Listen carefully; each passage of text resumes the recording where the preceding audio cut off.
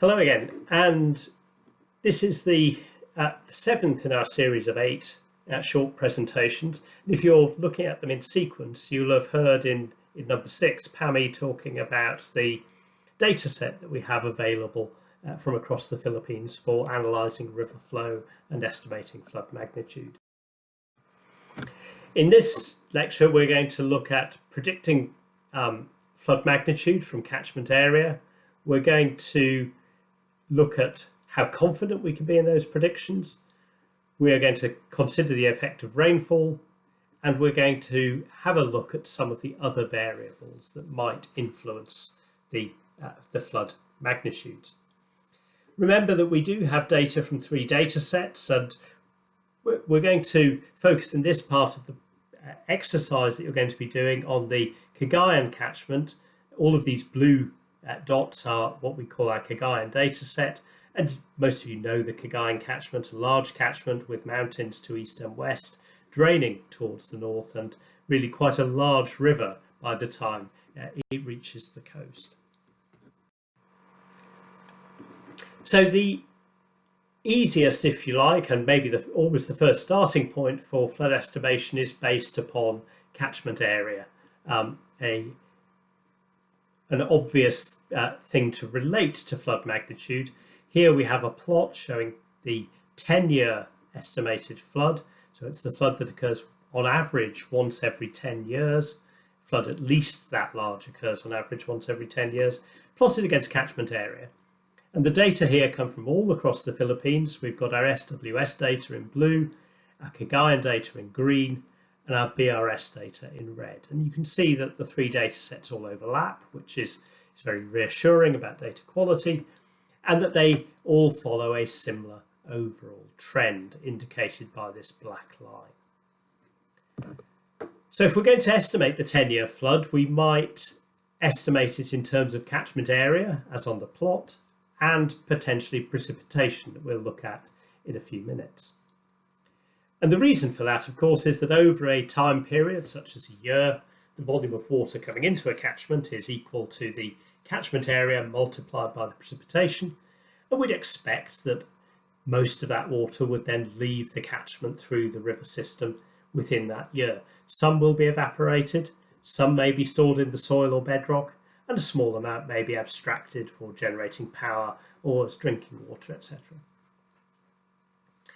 When we analyze the data and fit that black line to the graph, we get this equation that says that the Q10 flood is equal to 3.754 multiplied by the catchment area raised to the power 0.787. So the gradient of that line is 0.787.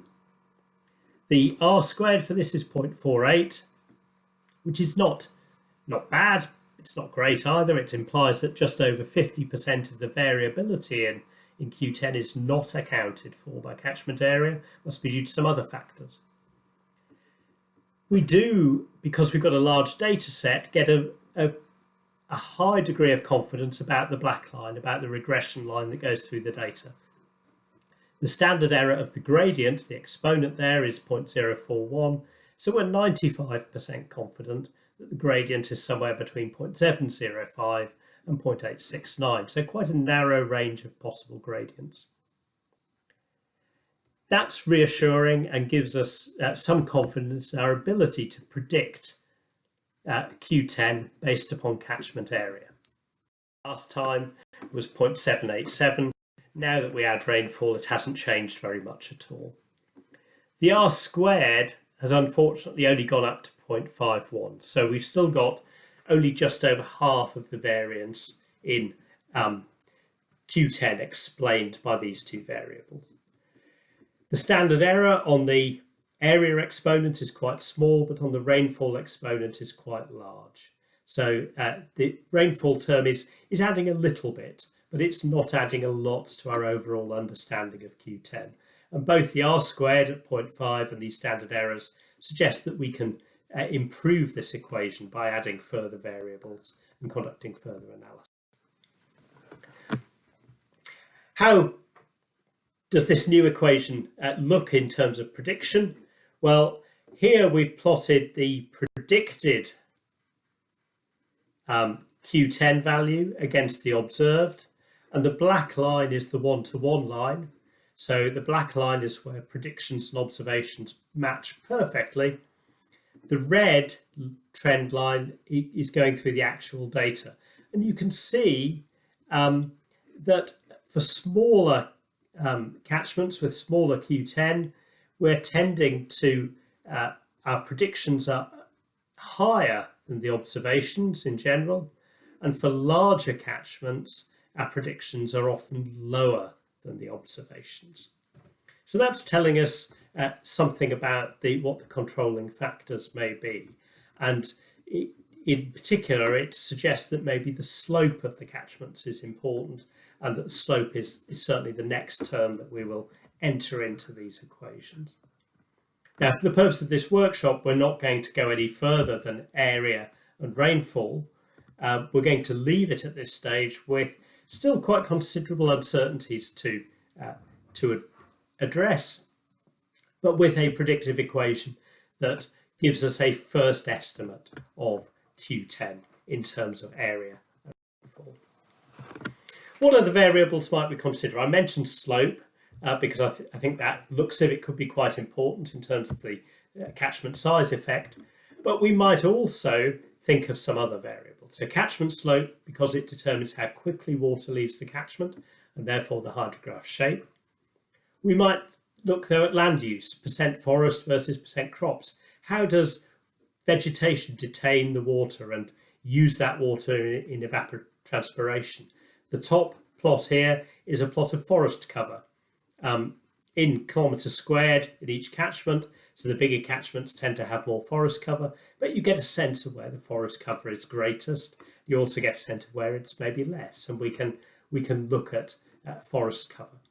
Similarly, we've got, in terms of, again, of kilometres squared rather than percentage, we have the area of urban cover in different parts of our catchments. And we might look at urban extent because roads, buildings and so on don't store water. Water runs off very quickly from those into the river system. So what we're going to do next in the catchment project is introduce slope, land use and other terms into the equation to try to improve the predictive ability. And remember, I showed you in the previous lecture some results in the UK. In many countries, statistical analyses of one sort or another have been done to try to improve these predictions. And that's what we're going to do in the next stage of the project. For now, we need to acknowledge that we have some uncertainty in any predictions we're making and to think about those sources of uncertainty. The data that we have collected and we're going to use is as far as possible stored within a GIS framework. And in the practical, you'll get to look at some of those GIS data. I've just shown the mean annual rainfall here in which is coloured, dark blue being high rainfall, paler blue being lighter, and then the circles are proportional to catchment size.